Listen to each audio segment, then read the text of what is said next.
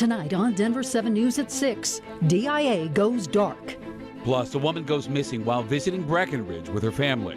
Tay Anderson returns to Denver Public Schools despite an open investigation of sexual misconduct. He may be innocent, but we don't know yet, and it's not worth the risk when we're talking about our children. A Denver neighborhood tells the National Western to back off. I'm looking forward to catching up with a lot of old teammates in Canton. Peyton Manning discusses that call from the hall. It's almost like the bear was saying, hey, I need some help. And wildlife officers and friends help a bear clear its head. We were going to try to tackle the thing if we could, but it didn't come to that. Good evening, and thanks for watching Denver 7. I'm Ann Trujillo. And I'm Shannon Ogden. We're glad you're with us tonight. Tay Anderson is returning to the Denver School Board, even as an investigation into his behavior continues. Anderson was first accused of sexual assault by a still unidentified woman back in March. Now, in May, a woman went before a State House committee and claimed Anderson had as many as 62 victims. Denver 7's Addie Guajardo, in fact, just heard from Anderson himself minutes ago. Addie, Anderson always denied the allegations and struck a defiant tone this afternoon. He continued to deny those allegations, and his supporters out here tonight in full force saying these allegations are simply horrendous. As for Tay, he's saying he's done his due diligence. He's cooperated with the investigation and says it's dragged on long enough. And for now, he says it's time to get back to work. The entire time, Tay Anderson has denied claims of sexual assault, calling them false. He says not a single student has been identified and no credible evidence has been brought forth. Since the investigation launched, Tay has not been charged or arrested for any crimes related to the accusations. He says he has suffered from suicidal thoughts when these allegations came to light. His supporters call these allegations just awful. As for Tay, he says he's committed to the responsibilities he has as a board member. More than anything, our DPS community has been fractured by these false allegations, and I am left and compelled to try to heal the divisions from which this situation has caused. The important work which must be done for the upcoming school year cannot wait any longer for my elected participation. Despite the original agreements on the scope and timeline of this investigation between myself and the independent firm, the independent investigation has drifted into vastly new areas, including a period of time where I was not even an adult, a DPS employee, or a DPS board member. Now, I also spoke with the mother of a DPS student. She says she wants a complete investigation before he even makes a return to the school board. She says that he shouldn't be making decisions for the students until this investigation is complete. The investigation isn't complete yet. I understand that he's eager to get back to work, but we're talking about children, the most vulnerable members of our society who don't often have a voice for themselves. So as parents, we really need to be the voice for them and say until the investigation is complete, he shouldn't be back on the school board. Now, Heidi admits Tay has done some great things for the school, but she says the situation right now is just too distracting. All right, so Addie, we know this investigation has been going on since April, so how much longer do we expect this to take then? Well, Ann, Tay is saying that it's going to take more than a month at this point. This is what he's being told. So far, this investigation has costed more than $50,000. And a spokesperson with DPS says that the school board is willing to pay even more money to make sure that every stone is unturned.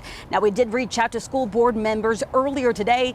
We have yet to hear back. We also reached out to DPS. A spokesperson released a statement saying they're aware of the importance of this investigation and resolving the issue, and add that they believe he deserves a due process and a fair investigation. Tay, on the other hand, tonight saying he doesn't feel like he's received any support from DPS.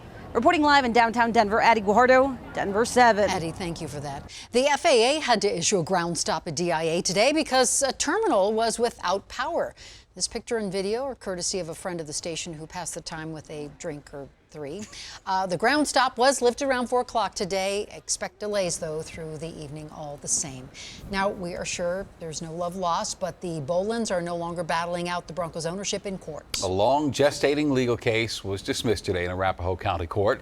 It goes all the way back to 2009 when a trust led by Broncos CEO Joe Ellis was formed to decide who should succeed Pat Bowlen as team owner upon Bowlen's death or incapacitation. Now, as you know, Bowlen died in 2019. 2014 following a long fight with Alzheimer's. And Ellis has appeared to favor Boland's daughter Brittany taking the reins, but Beth Boland Wallace argued her father was not mentally aware when signing the documents.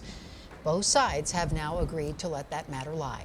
The defense has rested in the Mark REDWINE trial. REDWINE's attorneys spent 4 days laying out their case. Prosecutors took 3 weeks.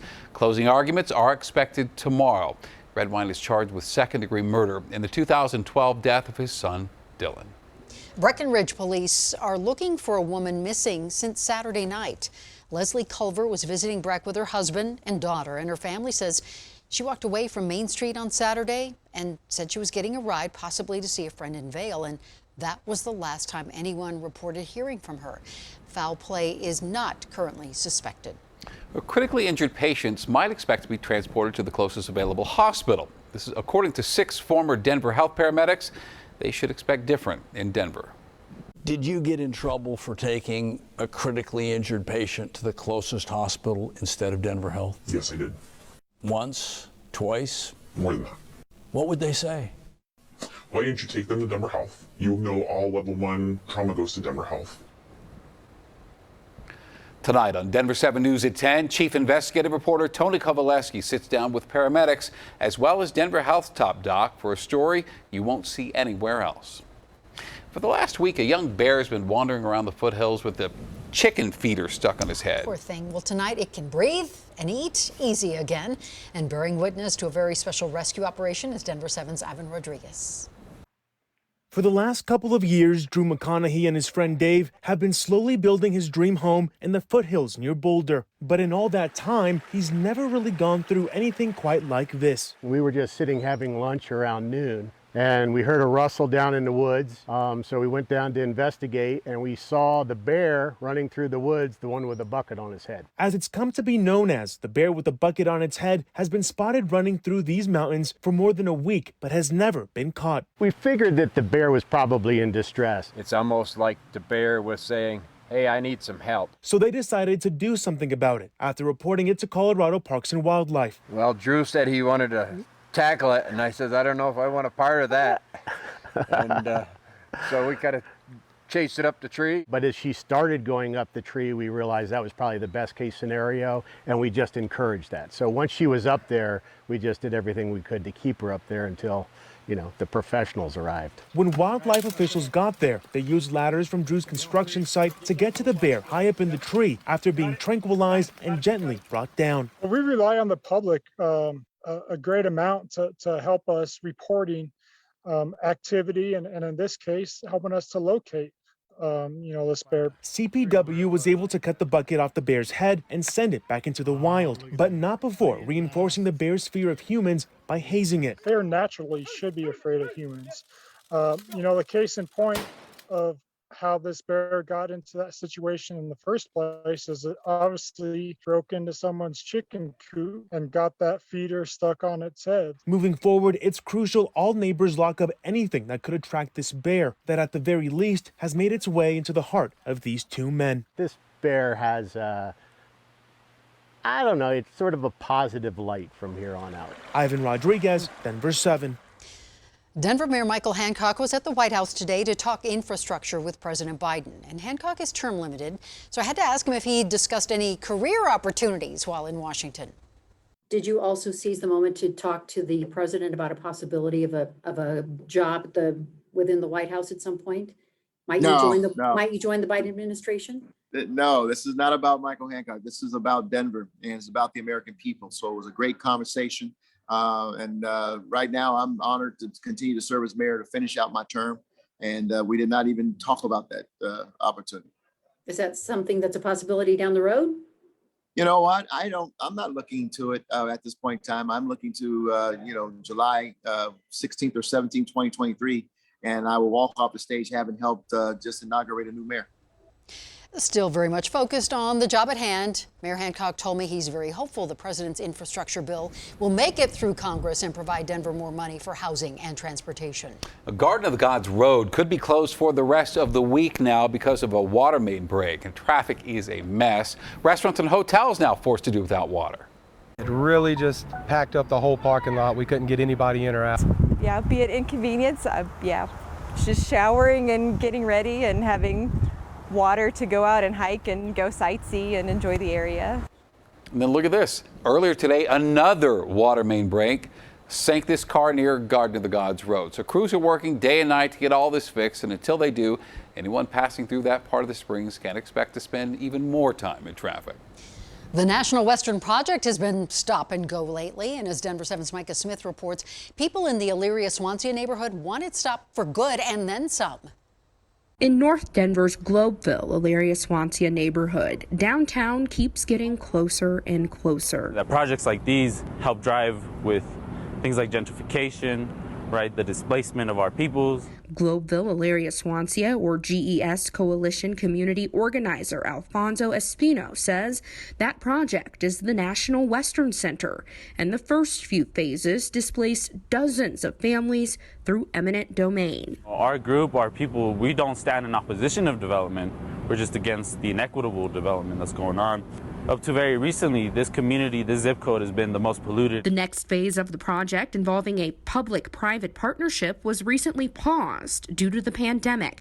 But Espino says that pause presents the city with an opportunity to create a community public partnership instead, with reparations at the center. Reparations goes beyond the monetary, and it goes deeper into a question of how communities define reparations for harm done in the past. Denver Mayor Michael Hancock recently joined other mayors from around the country working to provide reparations for Black Americans. They're not just about a check. These are systemic challenges that people, African American descent, face as a result of 400 years of slavery and discrimination. But Espino says that initiative should be expanded to include entire communities. Because the same descendants of slaves in our country are also some of the people that have been displaced. What I'd like to see them do is to turn over the control of that land into the community's hands.